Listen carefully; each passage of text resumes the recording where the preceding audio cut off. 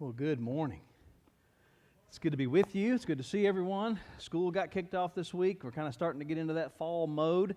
There's been a few days that we've had a few nights. It's actually been a little bit cool. I saw some yellow poplar leaves starting to change color a little bit the other day.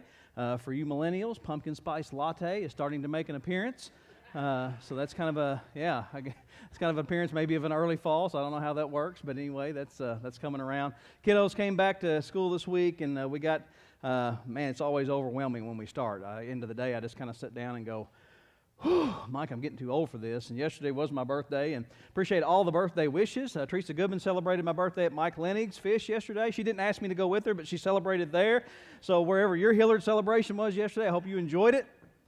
We certainly had a good day yesterday, so appreciate all the wishes and all the thanks, and we do appreciate that. It's very heartwarming to enjoy that.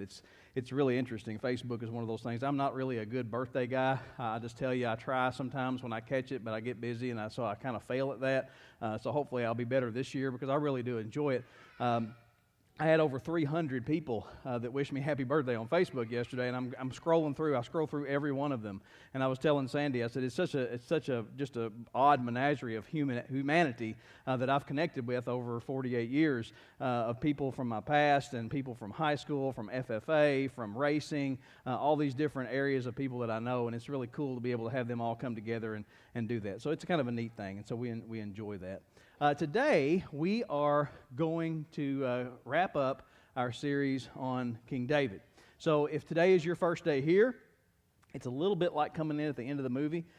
This is a little bit of a review, so you will catch up on some of it, but let me challenge you that if you're here today for the first time, we are super glad that you're here, glad that you came, and so we invite you to log on to our website. We invite you to like our page on Facebook. We invite you to go to YouTube and search Living Faith Baptist Church and like our YouTube channel. You can download the app. You can get these messages on audio. There's a lot of different ways to get that, and we would love it if you would go back and just kind of catch up so that you can kind of keep up with where we are. But today, we're going to come to the end of this series. We're going to kind of land this plane today in a study of the life of King David. And we began our study of the life of King David with him being 15 years old and fighting and killing the giant Goliath. And so since that time, since that first message, we've kind of tracked through different occasions in David's life and talked about the different things that David has experienced and the different things that he's gone through. And today what we come to realize as we come to this final installment in our study of King David is that life rarely goes as planned. Okay? Life rarely goes as planned. We're planners. I'm a planner. Okay, you can just ask me. I'm a school teacher, and school teachers, when I walked out the door on my very first day at school, I turned around, I looked at Sandy, and I said, 184 days and 26 more years to retirement, right? And so now here I am starting year number 26, and it's like, I think I got a few more years in me. I think I'm going to go a little longer, and so it all kind of changes. So, but we've been planning since that time, and it's good to plan, okay? To be a good steward of the resources that God has given you, it's haphazard and it's unbiblical to go through life without a plan. If you just wake up every day and say, I have no plan, I don't know what I'm going to wear, where I'm going to go, what I'm going to do, what I'm going to eat, I don't know where I'm going to live, that's not cool, okay? So you got to have a plan, all right? You got to have some kind of a plan to live by. You got to have some kind of a plan, some type of goal to work for, and that's just the way we live life. But we realize life rarely goes as planned. Life rarely goes as planned. Plans are great. We all need them. It's part of stewardship. But reality is always greater than our plans. Things don't always turn out that way. They don't always happen. And sometimes it's because of what other people do. All right? You can control kind of what's going on in your world a little bit, but you can't control the other person. It's kind of like I always, when I'm teaching my kids and when I'm teaching somebody to drive on snow, I consider myself to be a pretty good snow driver. I've done a lot of it. And I say, look, I can drive all day long on snow, but it's the other guy, okay? It's the other person. I don't know if they've ever driven on snow or not. And so if they've never driven on snow, then it's just kind of crazy. And that's the thing. Kevin can go around a racetrack like no other, but it's the other guy that runs into him. And it's like, I didn't even count on that. Okay, so when the other person does something in our life, and it's like, I was not counting on you messing up my plans. And then the other side of that is we're human. And we have flaws, and we make mistakes. And so as long as I do everything perfectly, then this is going to be my plan. And then all of a sudden, I dropped the ball. Life didn't go the way I thought it was going to go, and so that didn't work out. I didn't score what I thought I was going to score on that test. I didn't pass that class when I thought I was going to. I didn't get out of bed in time to make it to the study session, and things didn't work out. And what that means is that some of our dreams won't come true. Sometimes dreams don't come true. It means that some of us don't live happily ever after. What we thought was going to happen, how we thought it was going to turn out, how we thought it was going to be, it doesn't turn out that way. It means that some of us may never get to walk a daughter down the aisle. It means that we may never need to purchase a high chair. It means that prodigal son or that prodigal daughter, it looks like they may not be coming home. You may not get into that school. He's going to marry her anyway. She's going to marry him anyway. It looks like money is always going to be tight for us. It turns out that this dream job that I dreamed of isn't such a dream after all. It's harder than I thought it would be. And so this is what happens. Here's the struggle. When you begin to see that life is not going to turn out as you planned it, you panic. That's the first reaction. The first reaction is when life is not going to turn out the way I thought it was going to turn out, the way I planned it was going to go, the first thing that we do is we panic. And the second thing that we do is we get angry. We tend to get angry. It's like, God promised me this. I mean, I prayed. I went to church. I asked. God promised. Sometimes we get to this point, God owes this to me. Be careful. Okay? Be careful. We start living like God owes this to me. I mean, I did all the right things. I did all the right things. You did everything that you knew to play the game right, and it didn't work out. And all of a sudden, you look around, and your dreams can't come true. And this is what happens. When we're standing at a place, and we're looking around, and our dreams can't come true, we look around, and everybody around us, their dreams are coming true. Everybody around us, their dreams are coming true, and my dreams are not going to come true, and we don't know what to do with that. We don't know how to handle that. And so everybody's dreams are coming true around us, and our dreams are not going to come true, and then we start asking the question, I did everything right, didn't I? I mean, I raised them right. I behaved the right way. I mean, isn't there cause and effect? Isn't there sowing and reaping? I mean, you did everything that you knew to play the game right, and you look around, and your dreams can't come true, and everybody else is just coming true, and sometimes you look and you say, it looks like God is granting somebody else my wish. Did you miss? Did you miss? I mean, you aimed at me and hit them, and I don't understand it.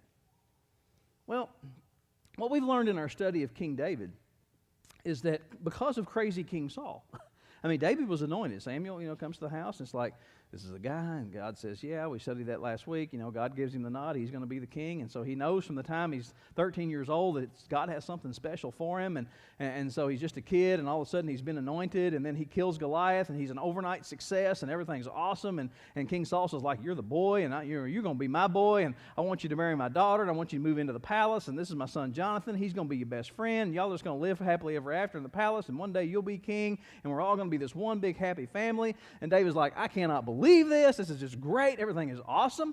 And then all of a sudden, King Saul goes crazy, and he tries to kill him. And all of a sudden, he's exiled. He's leaving. He's running, and he's running from the guy that he thought loved him. He's running from his best friend. He's running from all the people he thought supported him. And he's like, things are not turning out the way that I thought it was going to turn out. And here he is in his 20s, and his plan to ascend the throne peacefully wasn't going to happen.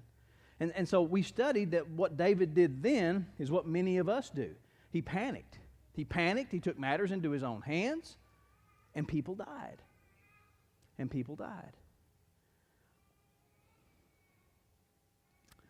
About 22 years after King David became king, he's in his 50s now. And in this day and age, being in your 50s is kind of like a golden season, okay? It's kind of like that. I mean, I always talk about all these retired ag teachers that if you start right out of high school, I can retire when I'm 49 years old as a school teacher, and that's kind of crazy. And so I've got all these friends that have been teaching ag ahead of me, and I go see them, and they're in their 50s, and they're like, "Hey, man, we're going fishing," and I'm like, "Golly, man, you guys look great. This is all good." And so in today's world, the age of 50s is really kind of a sweet spot. In King David's era, without health care, dental care, all those kind of things, not so much, okay? You kind of smell bad, you kind of lost your teeth, and things are kind of rough for you. And so David is back at the house, and he should have been out on the battlefield with his men, but he's not. And so he's kind of, I think, maybe feeling a little sorry for himself or whatever you want to read into that. But David sees a woman bathing on a roof, or from the roof, he sees this woman bathing. He's looking down, and he has this view. And when he sees her, he inquires about her.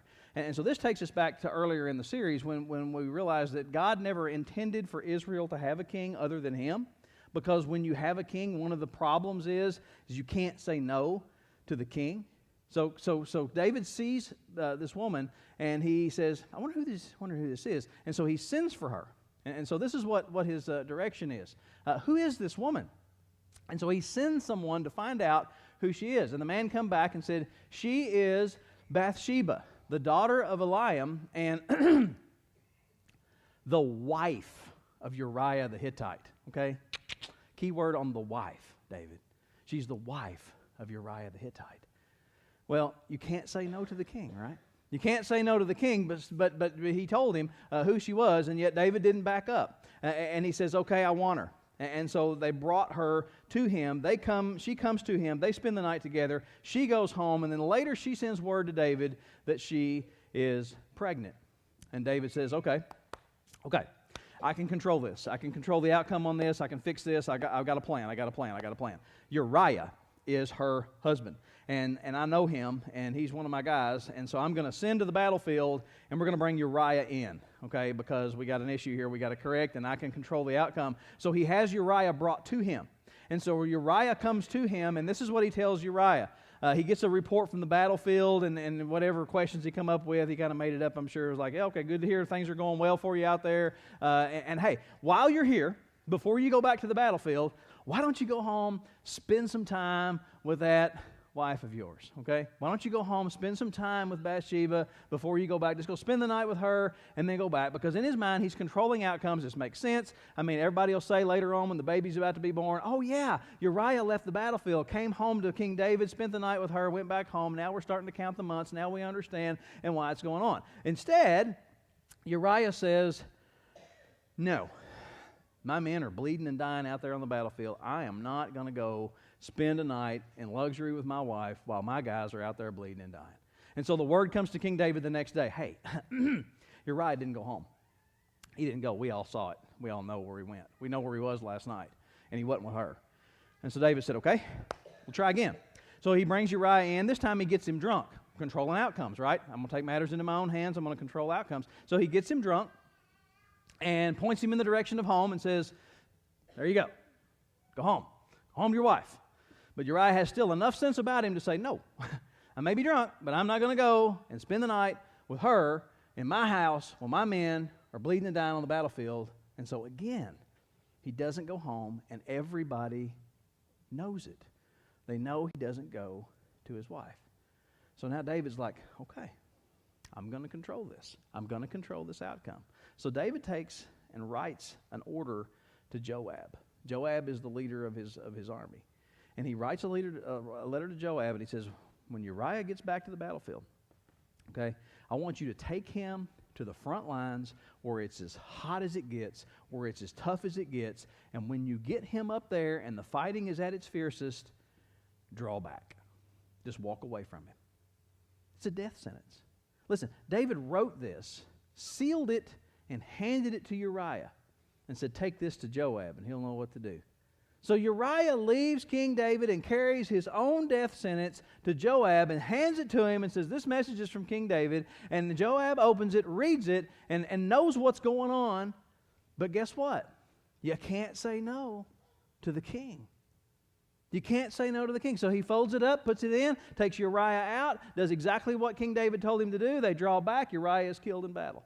Word comes back to King David that Uriah has been killed. Bathsheba mourns for Uriah. David mourns for Uriah. David sends for Bathsheba, brings her into the palace, and marries her. Well, Nathan, the prophet, shows up. And Nathan the prophet shows up, and he begins to tell David this fictitious story that he's made up about this man. And David becomes very angry with the story.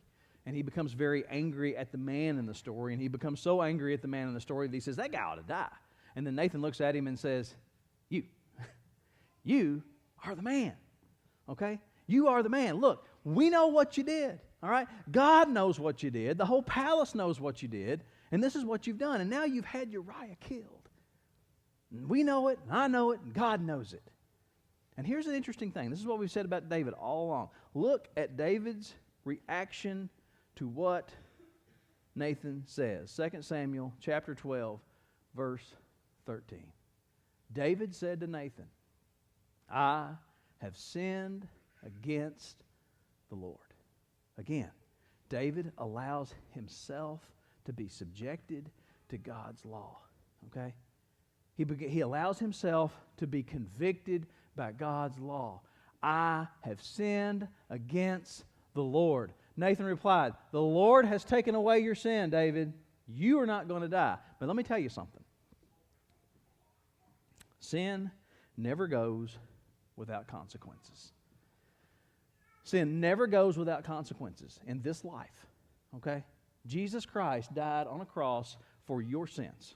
Okay? He paid the penalty for your sins to take your sins away. Whatever you've done wrong, whatever you do wrong, Jesus paid the penalty for sin.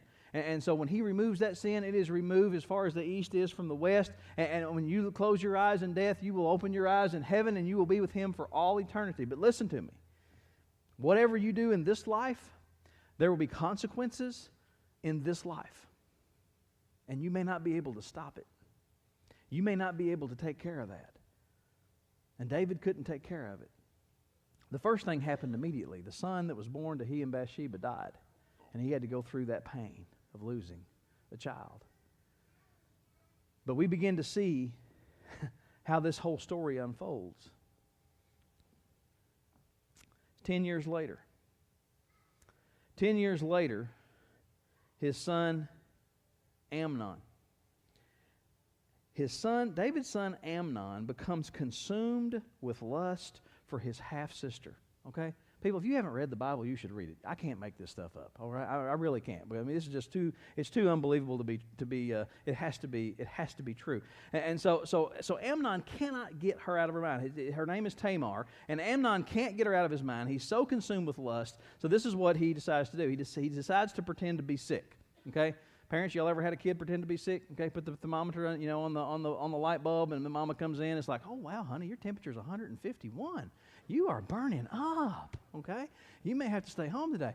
And so Amnon pretends to be ill, and he summons his dad. He summons King David, and David comes, and this is his message to David. 2 Samuel 13:6. Amnon lay down and pretended to be ill, and when the king came to see him, Amnon said, "You know what I need? I would like my sister Tamar to come and make me some special bread. You know, her bread I think is going to make me all better. I want to eat from her hand. Could you do that for me? That's what I need. You know, what would it take to help you feel better, hon? You know, what would it take to? I need Tamar, my sister, to come and bake me some bread." So David said, "Okay, that'll happen. We'll let it happen." And so she shows up. Tamar comes over, and here's the big red flag. Okay, big red flag. Tamar shows up to Amnon's house, and when she gets there, Amnon was like, "Everybody get out. Everybody leave. I want everybody out of my presence. I want everybody out of the house." So it's just him and Tamar. That's a big red flag, okay? It's a big red flag. And so she shows up, he runs everybody out, and he tries to convince her to go to bed with him. And look at her response, 2 Samuel 13:12. She says, No, don't do this. "No, my brother," she said to him, "don't force me. Such a thing should not be done in Israel. Don't do this. Please don't do this."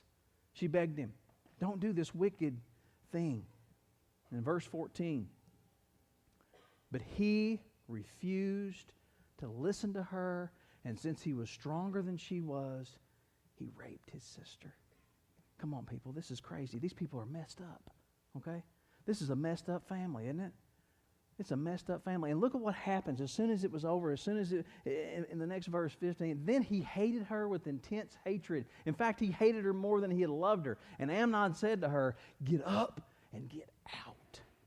And that's disgraceful. It's evil and it's disgraceful. And so he throws her out.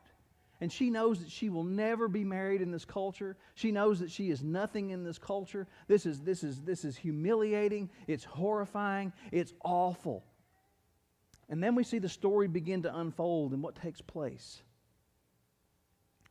David finds out. And he does nothing. King David learns of this. And he does nothing. And we're left to wonder why. But this is his consequence of his sin. Because he has lost his moral authority. Who is he to tell Amnon anything? Who is he to tell Amnon? After this one who took Uriah's wife and then had Uriah killed, who is he to tell anybody? You see, he's lost his moral authority. And so when he learns of this, he does nothing. And now we're introduced to Amnon's half-brother, Absalom. And what we're going to kind of learn from this, when you read this, you find this out, that Absalom is King David's favorite son. And so Tamar is Absalom's full sister. And so he takes Tamar into his home, but he doesn't do anything about the situation yet. 1 year passes and nothing.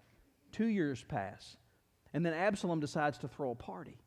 And so we see him invite King David to his house. He says, "Won't you come and let's bring everybody in. We're going to have a big deal." And David's like, when I come, the whole entourage and all the deal and everything, it really makes it hard on you. It's kind of I don't really think I can. And so Absalom's like, "Okay, what if I just invite all my brothers? What if I invite all the brothers in?" And David was like, "Knock yourself out, have a big deal, have a good time, whatever, go for it." And so all of his brothers come and they have a big feast. And when Amnon gets intoxicated, Absalom has his guards rise up and they kill Amnon. Amnon is killed. Okay? Amnon is killed by his brother Absalom. And King David finds out what's happened and he mourned for Amnon. But again, King David does nothing. He does nothing. Well, Absalom flees the city. He runs away from the city, and he goes as far as he can, and he takes off afraid for his life, and so he's gone, and 3 years pass, and David begins to miss his son, because Absalom was his favorite son. He begins to miss his son, so he sends word to Absalom to return to the city. Tell him it's okay to come back. Tell him it's okay to come back. So Absalom's like, okay, well, maybe he's not going to kill me. I don't know, so I'll go back. So he goes back, but when he gets back, David's so conflicted in the situation, he won't see his son. He won't have an audience with him. He can't see him. And so Absalom is completely confused. And we pick this story up in 2 Samuel chapter 14 and in verse 28. Absalom lived 2 years in Jerusalem without seeing the king's face. It's like, he told me to come home, but now he won't see me. I don't understand what's going on. So Absalom says, okay, well, Joab can get to him, so I'll send for Joab in order to send him to the king. But Joab wouldn't come. Joab refused to see him, so he sent a second time, and he refused to come. And now we see Absalom really kind of start to shine here. And so Absalom decides, this is what I'm going to do. Verse 30. He said to his servants, "Look, Joab's field is next to mine, and he has barley there. So go set it on fire." So Absalom's servants set the field on fire. Again, you can't make this stuff up. They burned down his farm. They set his farm on fire and burned down his barley field. And Joab did go to Absalom's house, and he said to him, "What are you doing? What are you thinking, man? You burned down my barley field. What is wrong with you?" And Absalom says, "I sent word to you to come and talk to me, and you didn't come. So now I burned down your farm, okay? And I'm glad that you finally got awake and decided to come by. I want you to go take a message to the king. I want to see the king's face, and if I am guilty of anything, then just let him kill me. I want this over with. I am tired of living here like this. I'm tired of going through this." And so Joab went to the king and told him this. And then the king summoned Absalom, and he came in, and he bowed down with his face to the ground before the king, and the king kissed Absalom. Now you would think, end of story, happily ever after, they made up, and it's over. But it's really not. It was really kind of a conflicted thing. It was kind of like, have you ever had those situations when you say, look, tell your brother you're sorry. I'm sorry. It's like, I don't think you meant that. I'm really sorry. And it's like, I don't think so. And well, you kiss your brother, okay? And it's like, yeah, whatever, okay? So it's kind of one of those things. So David goes in. He's like, look, you're burning down people's farms. We got to get this over. So he brings him in. It's like, here you go. And this is where we're at. But it never really does resolve things. Well, Absalom continues to be hurt, and this is what he decides to do. He decides that he himself is going to make himself king. And so he's pretty shrewd at this, and this is what he does. He sets himself up as a judge. He kind of sets up his own little deal outside the city gates, and when people are coming in to try to gain an audience with the king, he's like, hey, he's a busy guy. Hey, I can help you. All right, I can work this out. You got a little conflict, and I can do this, and I can do that. And they're like, hey, this Absalom guy, he's pretty good. He's pretty shrewd at what he does, and he can kind of fix our problems. And so the people begin to kind of say, there's really no need to go get in line because you probably never see King David anyway. And Absalom's right here. He's convenient. You don't even have to go all the way in. You can see him. He'll fix your problem. Everything's good. And so this went on over and over and over again. And as it went, people began to love Absalom. And he gained the trust of the people, and then he began to set in motion his plans. 2 Samuel chapter 15 and verse 6 tells us that he stole the hearts of the people of Israel. He stole the hearts of the people of Israel. They loved him. They just loved him. And so when they told King David this, he really wasn't too surprised. 2 Samuel chapter 15 and verse 10 tells us the reaction.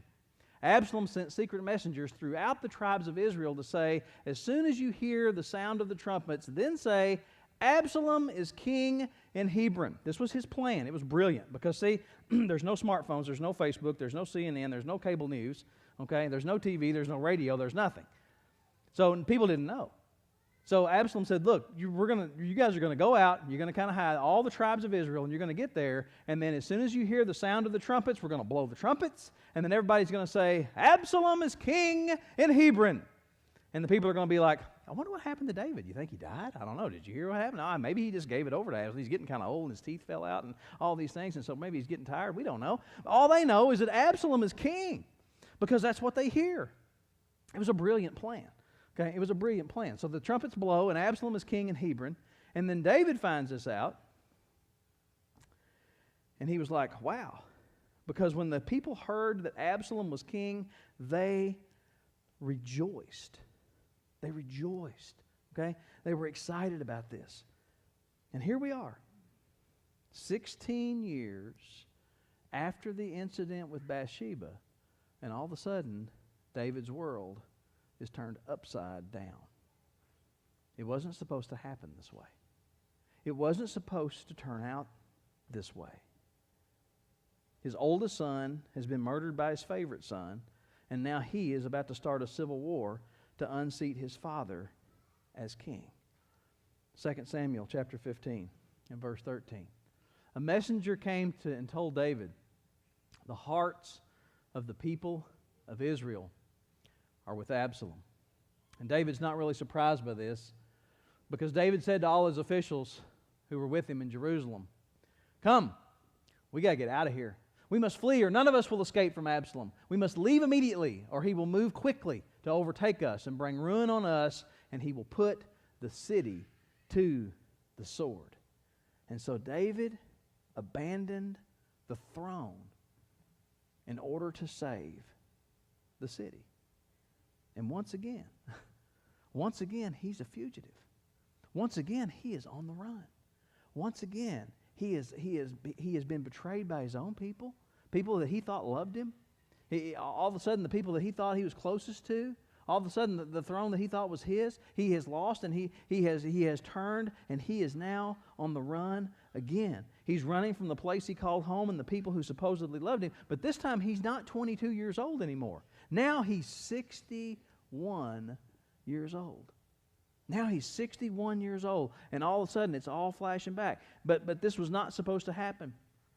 This was not supposed to be this season of life Okay, this season of life is supposed to be that time of the transition of power, that peaceful time, and when he's raising up one of his sons to take over for him. And all of a sudden, his dreams are not coming true.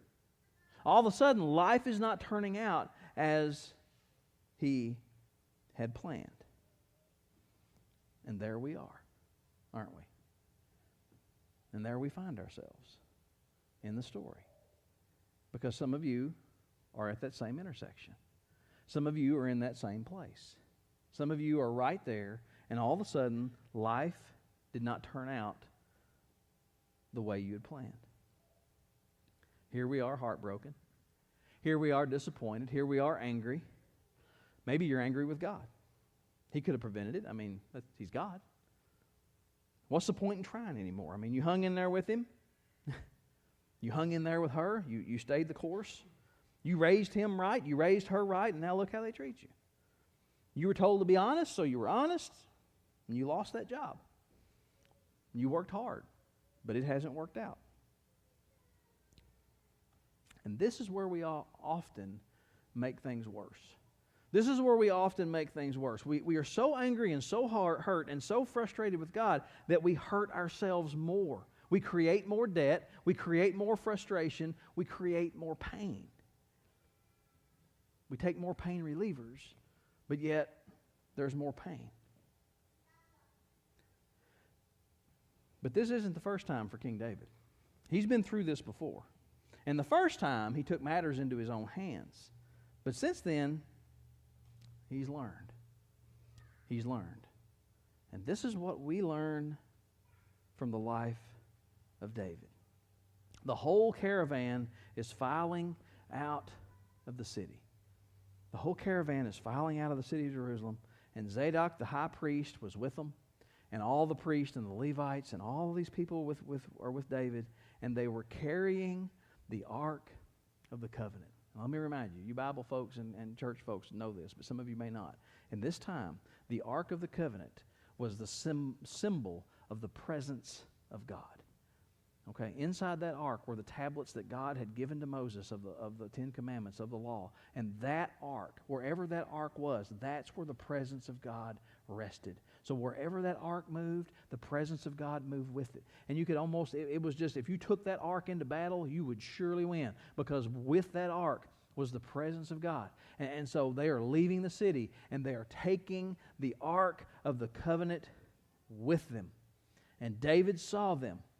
And look at what happened. 2 Samuel chapter 15 and verse 23. The whole countryside wept aloud as the people passed by.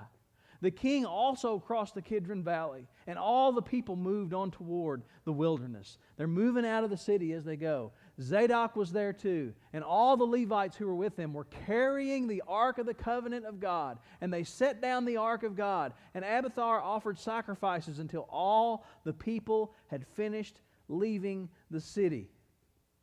And then the king, David says to Zadok, take the Ark of God back into the city.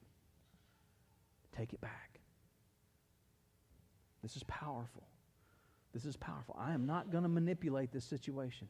I am not going to take matters into my own hands. Take the ark back into the city. If I find favor in the Lord's eyes, He will bring me back and let me see it in His dwelling place again. But if He says, I am not pleased with you, then I am ready. And let Him do to me whatever seems good to Him.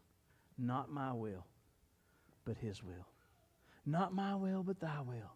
David says, take it back. Take it back in. I'm not taking it with me. If God wants me to be here, He'll bring me back.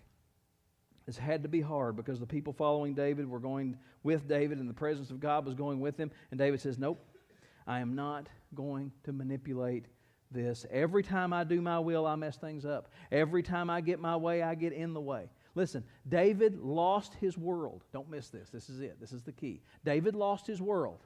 His whole world was upside down. But he did not lose his confidence in God. He never lost his confidence in God. He said, look, this is not how I wanted this to go. My whole world is upside down, but not my will be done. His will be done. And he did not lose his faith in God. David chose not to abandon God when it appeared that God had chosen to abandon him.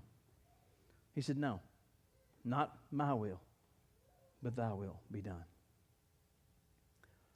I'm not going to go to war in this city, in this place, with my son. And so David leaves, and he leaves the ark. Absalom shows up and takes the city, and it's a hollow victory. There's no fight. There's nobody there. David and all his guys are gone, and Absalom comes into the palace, and it's like, this didn't seem right. I mean, if I don't get rid of the king, then how can I really truly be king? And so now I'm kind of here, and now I got to figure out what to do. And so what do kings do when they're trying to figure out what to do? They talk to people. They have advisors around them. Okay, and one of the advisors that advised him in this situation had stayed behind from the reign of David. Meanwhile, Absalom and all the men of Israel came to Jerusalem, and Ahithophel was with him. Okay, and Ahithophel is an advisor, and he gives David some advice. And this is what he tells him. He says, give us your advice. What do we do? And Ahithophel says, you need to get him. I mean, he's wore out. He wasn't really expecting this. He's not prepared. There's really no army organized. He's not ready to do this. And he's out there with not a whole lot of organization. And so if you just gather up whatever you can gather up and you go right now, then you can take him. You need to get him out. You got to get rid of David. You got to clean him out. You got to get rid of him if you are going to be king. Now is the time. It is go time. And that's his advice. Well, David had one of his advisors to return. And Hushai is his name. And he goes back into the city. And in 2 Samuel chapter 17, in verse 5, David sends for Hushai. And he says, well, let's see what Hushai has to say. So Hushai comes in. And David had told him, look, Ahithophel is going to give him really good advice. And if he follows that advice, it's not going to be good for us. But you give him bad advice, and we'll see what he does. And so he goes to Hushai, and Hushai comes to him. And Hushai says, look, you don't want to be going after that guy, because he is one bad dude, okay? Do we do what he says, or do we do what Ahithophel says? If not, then tell us what we need to do. And he says, look, if you go after him, what he is telling you to do right now is not good, okay? It is not good. Listen, your dad, David, he is a fighting machine, okay? And the people that are with him are fighting machines. These guys made it on nothing. They lived out in the wilderness. These guys are hardened battle guys, and they can handle this. And you don't want to go after him right now because he is going to be mad, okay? He is going to be angry with you, and you don't want to go after him, okay? In verse 8, he says, look, you know your father and his men. They're fighters. As fierce as a wild bear robbed of her cubs, okay? You ever taken a bear? You ever done that? Okay, yesterday I was pushing this calf Friday evening, and I had a 1,500-pound, 11-year-old cow that I thought could barely get around, and she cleared a fence like a circus cow, okay? I mean, it's like when mama is separated from her babies, here they come. And that's what, I mean, so he said, look, your father is an experienced fighter. He will not spend the night with the troops. He's going to hide in the cave. You're going to go out looking for him. It's going to be a trap. You don't want to do this. You don't want to do this. And Absalom says, okay. He says, you need to wait, and you need to get organized. You need to take time, and you need to organize your army and get prepared to go. And so Absalom says, okay, that's what I'm going to do. And Ahithophel finds out that Absalom is going to heed Hushai's advice. And we see in 2 Samuel chapter 17 and verse 23 that he goes out and he hung himself. Okay, he hangs himself, and he was buried because he was like, this is not going to work out. Okay, if he'd have gone right after him, he was kind of down and not organized. But if he waits and lets David get organized, this is not going to be pretty for Absalom. And so Ahithophel knows that his end is coming, and so he hangs himself, and Absalom prepares for battle, and David prepares for battle. And David divides his army into thirds. He divides them up into 3 battle groups, and he puts 3 commanders in charge. And so David is getting ready. And again, he is a battle-hardened guy. He is trained. He does know what to do. And so he organizes this. He gets ready for it. And so now he's got 3 commanders over his army. But look at what he says when they're getting ready to go. The king commanded Joab, Abishai, and Ittai, the three commanders of his armies, be gentle with the young man Absalom for my sake. Listen, guys, he's my boy. And if you can take him alive, then take him alive. And they all heard him. They all heard him give orders concerning Absalom to each of the commanders. And then the battle begins. I know it's war, but if you can spare my son's life, do it. And David's generals asked David to say, look, you need to stay behind. You don't need to ride in with us. You don't need to go with us. We got this. This is what we do. We're good at it, and we'll make this happen. And you stay back and just, we've got a plan, and we're going in. And so the battle didn't take place in an open plain like it normally would. It takes place in the forest of Ephraim. And what that meant was it wasn't going to be numbers. It was experience counted, okay? Experience counted. And so the battle took place in the forest of Ephraim. And look at the results. When Israel's troops were routed by David's men, and the casualties that day were great. 20,000 men died in that battle. That's a rough day. That's a rough day. And in the course of the battle, despite David's pleas, despite David's request, Joab kills Absalom. And when the battle is over, everybody just goes home. And David mourns for Absalom to the degree that Joab came to him and said, What is wrong with you? I mean, this guy tried to unseat you as king. I know it's your son, but he tried to unseat you as king. It wasn't cool. It wasn't the way it should have been done. And he had to die. And I'm sorry, but that's what I had to do because I'm your soldier. And now your men think that you would rather have Absalom been spared and all of them be killed. So what is wrong with you? And it's because David's world had been turned upside down. David goes back to Jerusalem, and his world would never be the same. And he died at the age of 70. And here is where we learn from the life of King David and the story of King David, is his story kind of has a sad ending. It has kind of a sad ending, and the foundation is what we have to realize is that this is what we take away from this. The foundation of our faith is not in answered prayer. Be careful of that. It's dangerous. See, it's very luring because when life is going bad and you reach out and Jesus saves you and you realize that you have eternal life and you realize that God has changed your life and He has given you a hope and a purpose, and so you get really excited about it, and it's like, oh, this God that I have is going to lead me through everything, and He's going to make my life great, and all I have to do is pray, and He's going to give me all of my hopes and all of my dreams, and I'm going to plan life, and it's all going to come true, and everything is going to be great. And so then your faith begins to be connected to your answered prayers. Faith begins to be connected to all of the things that God is going to do for you. But let me remind you, it is not about you. It is not about you. It's all about Him. And when those dreams come unraveled and those plans fall apart and things don't come true and things don't come to pass, then your faith unravels. Your faith unravels. So you can't tie your faith to answered prayer. Everything is not going to go our way. It is not a good thing to wrap our faith in God around the fulfillment of our dreams or the answers to our prayers. It's always a mistake.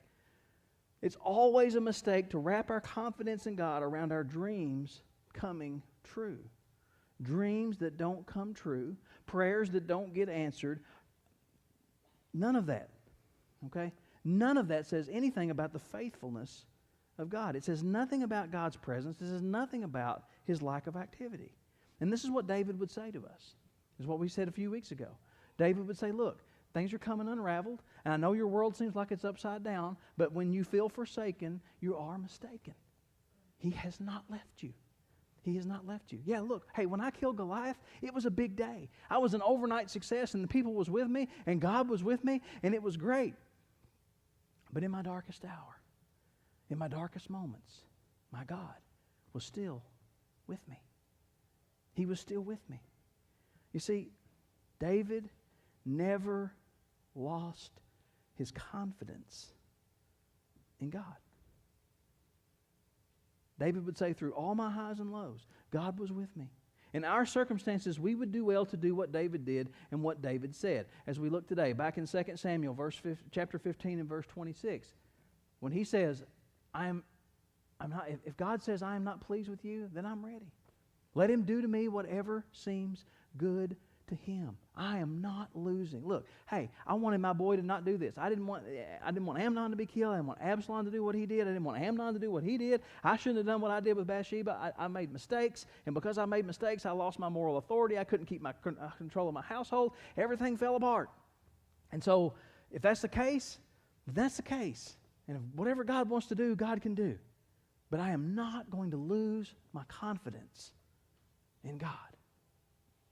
And we would do well to do the same.